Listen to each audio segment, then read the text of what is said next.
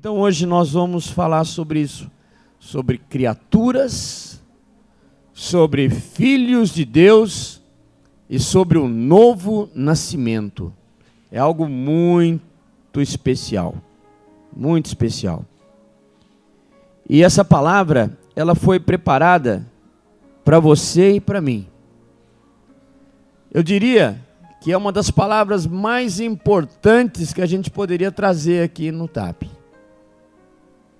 Criaturas, filhos e novo nascimento. Sabe por quê, amados? Porque muitos ainda estão na condição de criatura. E tem coisa melhor do que ser apenas criatura de Deus. É ser filho de Deus. Quando é que o homem nasce de novo, então? Quando ele nasce de novo, tem 3 condições aqui. Quando ele se arrepende das coisas mundanas que ele faz, das coisas comuns do mundo, dos pecados, ele se arrepende e abandona aquela situação. É uma condição. A segunda, quando esse homem ou essa mulher passa a crer no Senhor Jesus, recebe o Senhor Jesus, crê nele. E a terceira condição, quando essas criaturas, esses homens e essas mulheres, o aceitam como Senhor e Salvador da sua vida.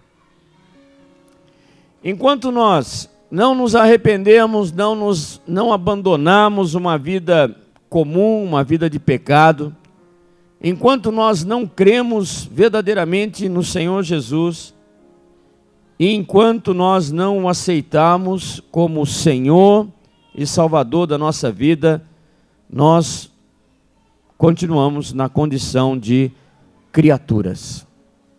Eu pedi para vocês abrirem a Bíblia no Evangelho de João, porque lá no capítulo 1 de João, no verso 12, diz assim: mas a todos quantos o receberam, a saber, aos que creem no seu nome, deu-lhes o poder de serem feitos filhos de Deus. Então não é papo, não é conversa fiada, não fui eu que inventei.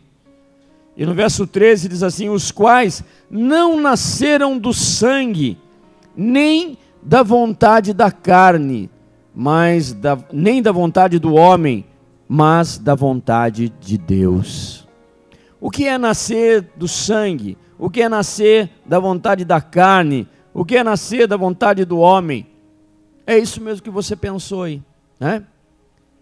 Tem lá o sexo, a relação sexual, da vontade da carne, da vontade do homem, da vontade da mulher, da vontade, e nasce do sangue, né? Isso é o primeiro nascimento. Mas a todos quantos o receberam, os que creem no seu nome, deu-lhes o poder, é algo poderoso, o poder de serem feitos filhos de Deus, os quais não nasceram do sangue, nem da vontade da carne, nem da vontade do homem, mas de Deus. E é interessante quando fala assim, olha, todos aqueles que creram nele, que o receberam, deu-lhes o poder de se tornarem filhos. E esse filho, né, nossa língua, no português, esse filho, ele é filho em qualquer lugar na Bíblia, é filho. A tradução é filho. Mas lá, quando eles escreveram a Bíblia, inspirada pelo Espírito Santo, filho, tem 2 maneiras diferentes de escrever filho.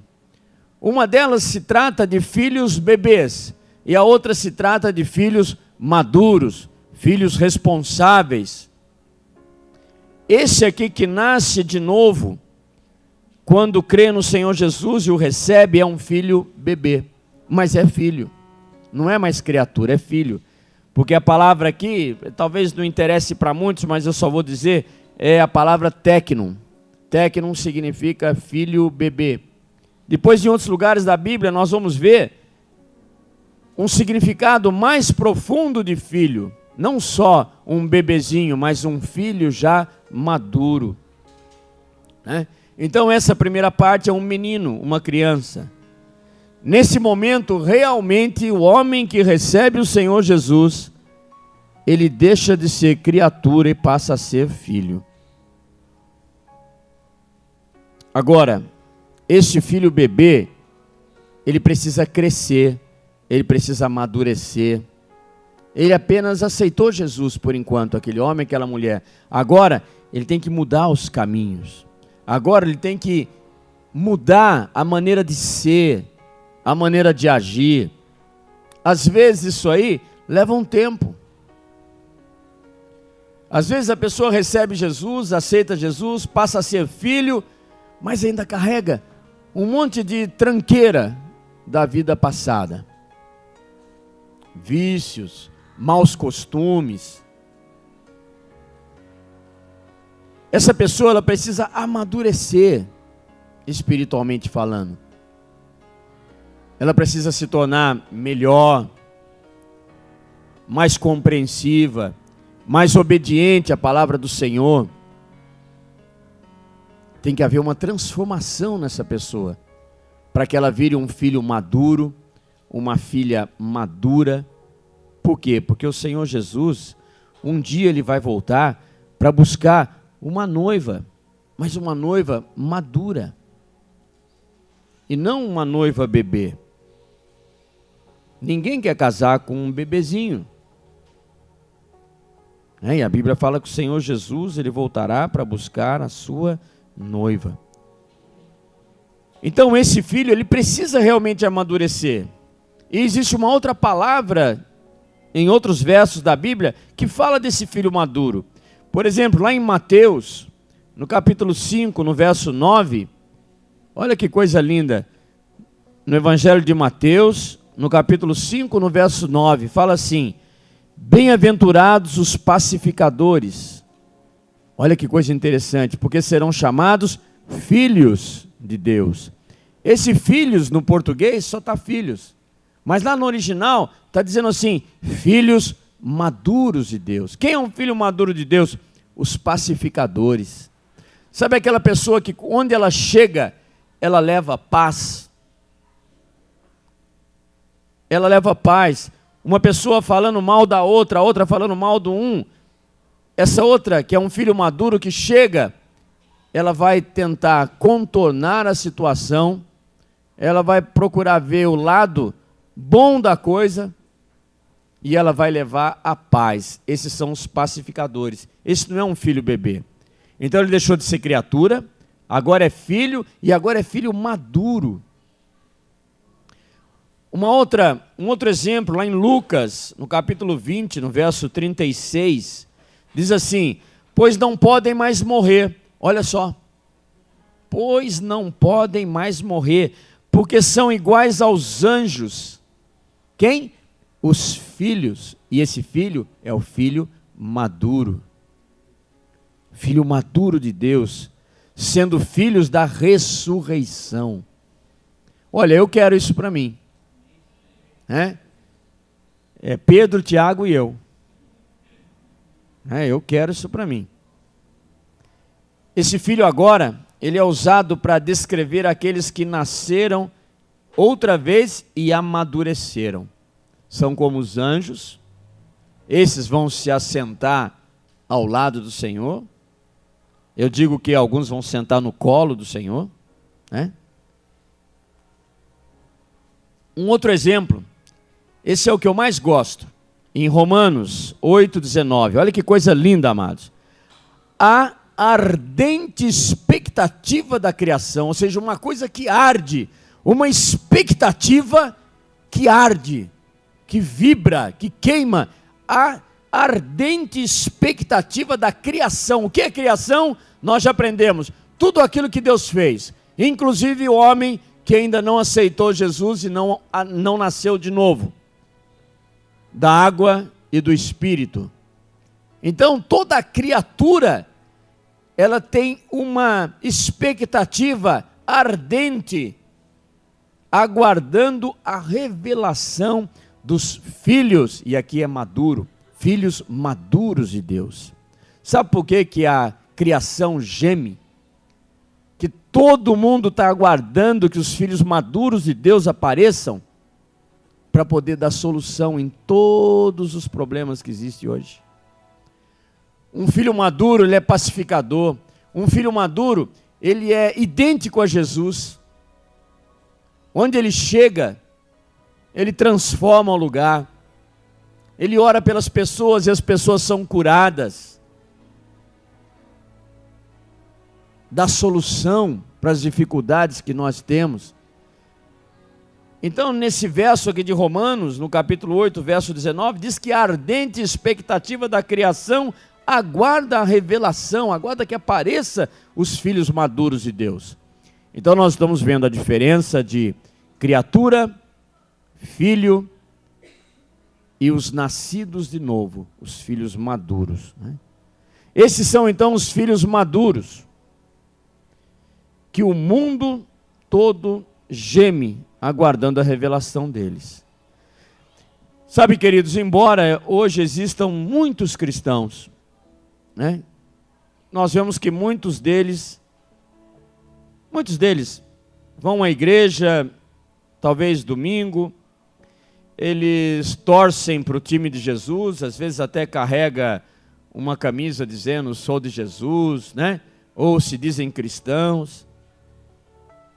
Mas na verdade a palavra da salvação, ela não está no coração dessa pessoa, né? Se a gente perguntar assim sinceramente para alguém, né, alguma pessoa que se diga cristão, talvez aqui entre nós, talvez eu, perguntar para a pessoa assim, você tem certeza que você é salvo? Você tem certeza que se hoje um caminhão passasse pelo seu pescoço, você estaria salvo? Você tem certeza que se você fosse hoje encontrar com Jesus, você iria realmente morar com Ele pela eternidade no paraíso?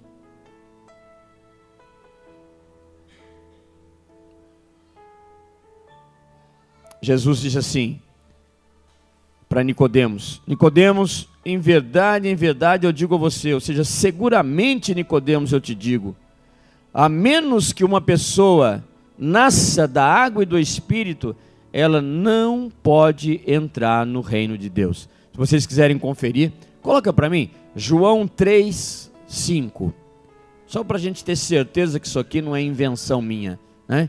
Então aí na sua Bíblia, ele vai colocar aqui também, olha, na Bíblia, João capítulo 3, verso 5, Jesus conversando com Nicodemos, ele fala, Nicodemos, a menos que uma pessoa nasça da água e do Espírito, ela não pode entrar no reino de Deus. Hoje eu estava conversando, né, com alguns amigos lá no sítio, Canaã, e a gente estava falando do cachorro. Tem um cachorro muito bonito lá, ele chama... Tem um amarelo e tem um outro também, Jack. O Jack é um cachorro, é um Doberman, bonito, está com uma pelagem bonita, um cachorro de 6 meses, então ele está muito bonito. E o Jack, se ele morrer hoje, ele não vai para o céu. Não existe céu de cachorro. Não sei se foi ontem que a gente estava conversando isso, ou hoje. Bom, olha lá, Jesus respondeu para Nicodemos, em verdade te digo, ou seja, eu te garanto, Nicodemos, isso que significa em verdade, que se alguém não nascer da água e do Espírito, não pode entrar no reino de Deus. Muito bem. Então nós vamos procurar entender isso, tá bem? Vamos entender isso. É da água e do Espírito. O que é nascer novamente aqui? Nascer de novo, nesse verso, não é só, olha só que interessante, não é só desistir de uma vida pecaminosa e começar uma vida depois que acredita em Jesus, como a maioria das pessoas pensam. Embora isso é muito bom, mas não significa nascer novamente, nem será o suficiente para se salvar. Quando a Bíblia fala que nós devemos nascer novamente da água e do Espírito, que os pecadores devem arrepender-se, devem acreditar no batismo de Jesus e no sangue da cruz, e sim receber o perdão definitivo dos pecados e se tornar justo, significa nascer de cima. Isso não é uma mudança que vem do ser humano, mas é uma transformação que vem de Deus. Em 1 João 5, no verso 6, diz assim: este é aquele que veio por meio da água e sangue, Jesus Cristo. Não somente com água, mas também com água e com sangue. E o Espírito é o que dá testemunho, porque o Espírito é a verdade. Porque existem três que dão testemunho no céu: o Pai, a Palavra, conforme o Tarquínio pregou ontem, que é Jesus, e o Espírito Santo. E esses três são um. Ou seja, Jesus veio a essa terra por água e por sangue. Vamos ver como que é isso? Jesus nasceu como homem, certo? Amém? Jesus nasceu como homem, né? Ele nasceu do corpo de uma moça, de uma virgem chamada Maria, na carne de homem. Ele nasceu como homem. E quando ele completou 30 anos, então veja bem, Jesus nasceu a primeira vez como homem. E quando ele completou 30 anos, ele foi batizado por João Batista. Guarda bem esse nome, que depois nós vamos ver por que ele foi batizado por João Batista. Então, Jesus nasceu da virgem chamada Maria, e aos 30 anos, ele foi batizado por João no Rio Jordão. O trabalho de salvação que nos faz nascer da água e do Espírito começou com esse nascimento de Jesus. E pelo modo como ele lavou os pecados do mundo por receber seu batismo das mãos de João, o representante da humanidade no Rio Jordão. Então é interessante que João, ele estava prestando tanta atenção, Carlos, você vai tirar ele daqui? João, ele passa a ser o representante da humanidade ali, no Rio Jordão. Nós sabemos que Jesus, ele foi condenado numa cruz parecida com aquela, olha. Ele foi condenado no seu lugar, no meu lugar, e ele derramou todo o sangue que precisava ser derramado. Nós já sabemos que a moeda no mundo espiritual é sangue. Então, para perdoar pecados no mundo espiritual, alguém tinha que morrer daquela forma como Jesus morreu, né? A Bíblia explica isso. Mas é interessante, antes dele pagar o ponto final ali na cruz, ele passou pelas águas do batismo. E João Batista, quando viu Jesus vindo em direção a ele, falou assim: eis o Cordeiro de Deus, que tira o pecado do mundo. E quando Jesus, então, ele foi ali batizado por João, ele tinha consciência que ele estava ali afogando, matando todos os pecados da humanidade. Ele era o representante nosso da humanidade. Ali ele estava pagando, estava nascendo de novo, nascendo da água e do Espírito. E na cruz, ele selou com o seu sangue. Então, água e sangue. Vocês estão entendendo? É um mistério aqui maravilhoso, mas que Deus vai falar no coração de muitos aqui. De muitos. Esse mistério. Eu não consigo explicar o que eu estou dizendo. É só por revelação que Deus vai falar isso no seu coração. Eu não tenho essa capacidade. Eu até pedi para o Carlos, quando ele foi orar, eu falei para ele: Carlos, ora, porque eu não tenho capacidade de transmitir isso. Não foi, Carlos? E no início eu falei: intercessão, orem por mim. Eu não tenho capacidade para isso, mas o Espírito Santo é o único que convence o homem. Então, se Ele estiver falando no seu coração, sinta-se muito importante nesse momento, porque o Senhor está falando com você. Essa pregação, essa mensagem, ela foi feita embaixo de lágrimas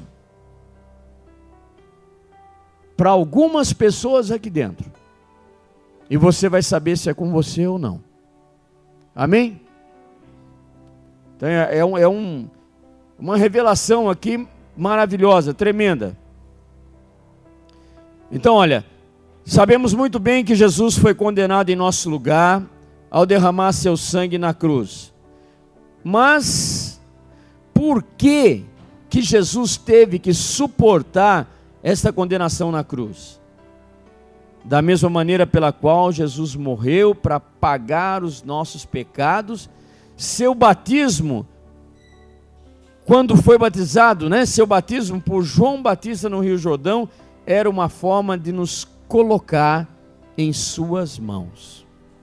Então, naquele momento, Jesus nos colocou em suas mãos. Pedro, ele escreveu uma carta, a primeira carta de Pedro, no capítulo 3, 21, verso 21, diz assim, que aquele batismo é um modelo que nos salva. Isso significa que Jesus veio pelo batismo e pela cruz. No batismo de Jesus está escondido o mistério da remissão dos pecados, o mistério de nascer da água e do Espírito.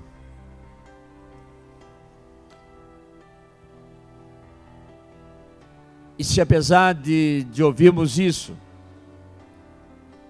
nós ignorarmos esse batismo de Jesus e não acreditar nele, então nós estaremos negando e abandonando a própria salvação. O nascer de novo significa nascer pela segunda vez. O pecador nasce de novo quando ele é salvo espiritualmente e ao crer no batismo de Jesus e na cruz. O homem nasce de novo espiritualmente crendo no batismo e no sangue de Jesus. Os nascidos de novo são aqueles que foram limpos de todos os pecados e estão esperando agora, então, a vinda de Jesus. O arrependimento, quando um homem se afastou de Deus e ele percebe os seus pecados e agradece Jesus por tê-los tirado e aí volta para Deus, isso é o arrependimento. Ele está agradecendo a Jesus e volta para Deus. E o verdadeiro arrependimento é quando nós admitimos que nós somos pecadores perante Deus e não conseguimos deixar de pecar. Então, se agora eu faço uma confissão, me arrependo, o que vai acontecer comigo? Eu vou voltar a pecar. Essa é a minha condição. Eu sou um homem pecador. Mas eu preciso me arrepender a cada vez que eu pecar.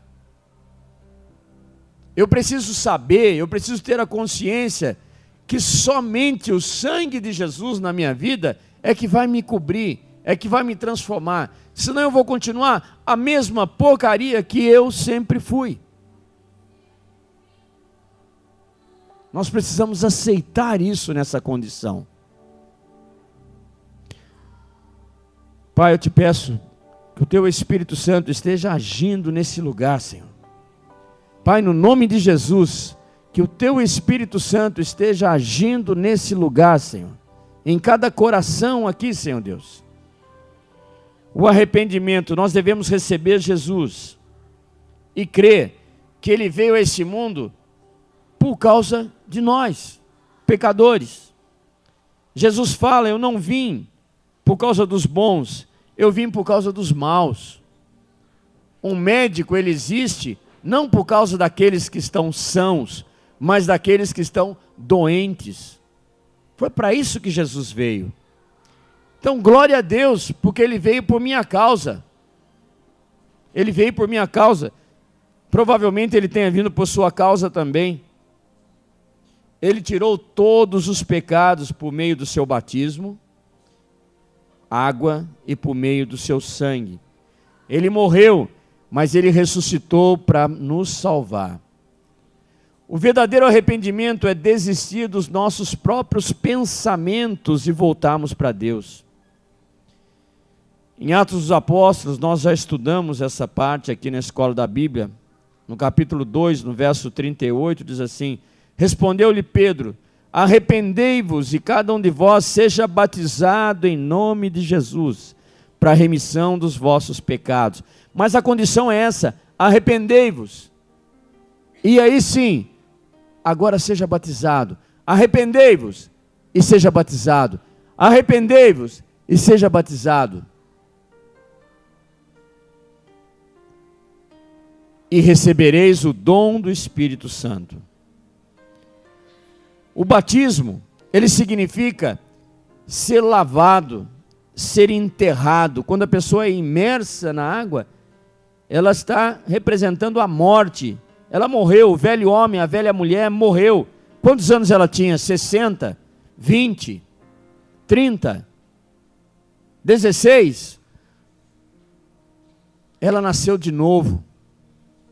Ela se arrependeu daquela vida que ela tinha, passou ali, e hoje ela passa a ser de criatura para filho. Mas lembra, é um filho bebê ainda. Aí tem um processo na vida dessa pessoa. Alguns, é rapidinho esse processo. Outros, levam um tempão, pisando no mesmo passo, mas está num processo. E Jesus fala assim: todos aqueles que o Pai me der, eu não perderei nenhum sequer.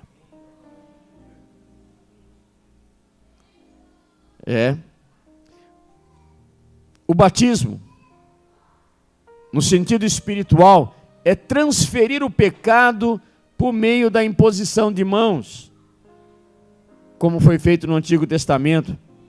Sabe como é que era no Antigo Testamento? No Antigo Testamento, eles pegavam um bode, e aí o sacerdote colocava a mão sobre o bode, passava todos os pecados de todo mundo ali para o bode. Isso era expiação, não era remissão dos pecados, é diferente. Ali existia expiação, ele cobria os pecados, mas os pecados estavam ali, mas eram cobertos. Então, o bode expiatório, vocês já ouviram falar em bode expiatório? Ele passava todo o pecado ali para o bode, e o que acontecia com o bode? O bode era morto, para o sangue dele jorrar, para que aqueles pecados realmente fossem expiados. É a moeda. Até hoje, se matam muitos bodes por aí, pombinho, o que mais? Qualquer outro bicho, galinha, né? Vocês sabem disso, porque é moeda de sangue. Mas não foi isso que o nosso Deus disse. Jesus veio para ser o último e o perfeito sacrifício. Acabou. Depois de Jesus, não mais. E no Novo Testamento, né? Na parte nova da Bíblia, Novo Testamento, depois de Jesus, o batismo de Jesus por João Batista foi para limpar todos os pecados do homem. O batismo de Jesus significa que ele tirou os pecados do homem. Eis o Cordeiro de Deus que tira os pecados do mundo, a fim de limpar os pecados do mundo. Nas palavras, o batismo de Jesus está o significado espiritual de transferir para ele, Jesus, todos os nossos pecados. Naquela hora que João Batista impôs as mãos sobre Jesus, colocou-lhe na água e tirou, ele transferiu todos os nossos pecados para Jesus. Jesus então morreu espiritualmente, enterrou, e ele levantou um novo homem, um nascido. Amém? Muito bem. Por que Jesus passou pelo sacrifício da cruz? O sacrifício de Jesus foi para tirar os pecados do homem, que por meio do seu batismo ele já havia lavado. Ele ofereceu ao homem sua carne e seu sangue para pagar os pecados do próprio homem. E aí a humanidade se livrou da maldição que estava sobre ela, sobre nós. Se Jesus não tivesse sido batizado, olha que interessante, Mariette. Se Jesus não tivesse sido batizado antes de ser crucificado, todos os nossos pecados teriam permanecido. Olha que mistério. Vocês entenderam, amados? Se Jesus não tivesse sido batizado antes, os nossos pecados não teriam sido cravados na cruz. Por isso nós precisamos crer nesse batismo e no sangue de Jesus. Ele foi sacrificado para limpar todos os nossos pecados, pois Jesus é o Filho de Deus, o Cordeiro sacrificial. Aí eu havia dito que João Batista tinha batizado Jesus, né? Mas por que João Batista?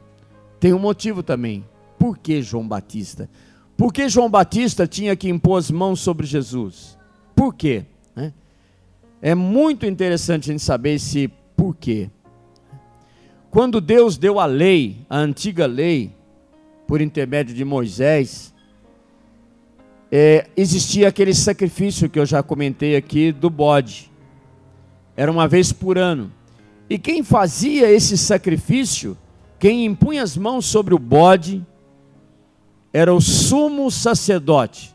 E esse sumo sacerdote, ele tinha que ser, pela lei de Moisés, ele tinha que ser alguém que fosse da linhagem, um descendente de Arão.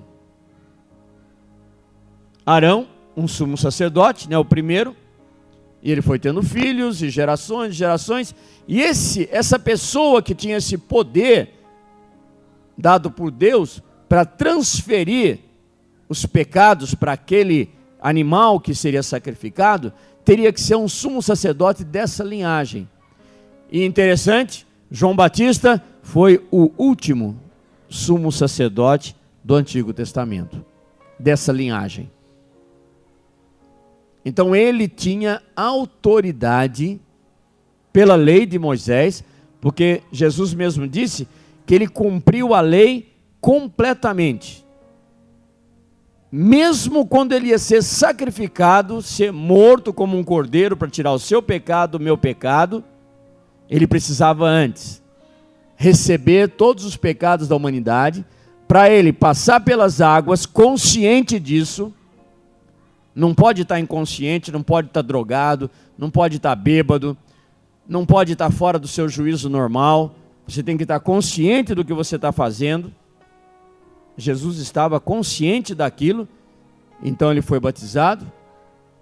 E quando ele saiu dali, ele era o bode que seria levado para fora da cidade 3 anos depois para ser morto.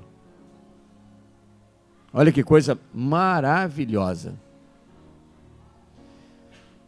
Então, acontecia isso uma vez por ano, e era um sumo sacerdote. E João Batista também foi um dos descendentes. No Novo Testamento, João Batista foi descendente de Arão, e o último sumo sacerdote do Antigo Testamento. João Batista, como profeta de Deus e sumo sacerdote, representando a humanidade, batizou Jesus, o Filho de Deus, que veio para salvar os pecados do mundo e transferiu os pecados da humanidade para a cabeça dele, para Jesus. Amém?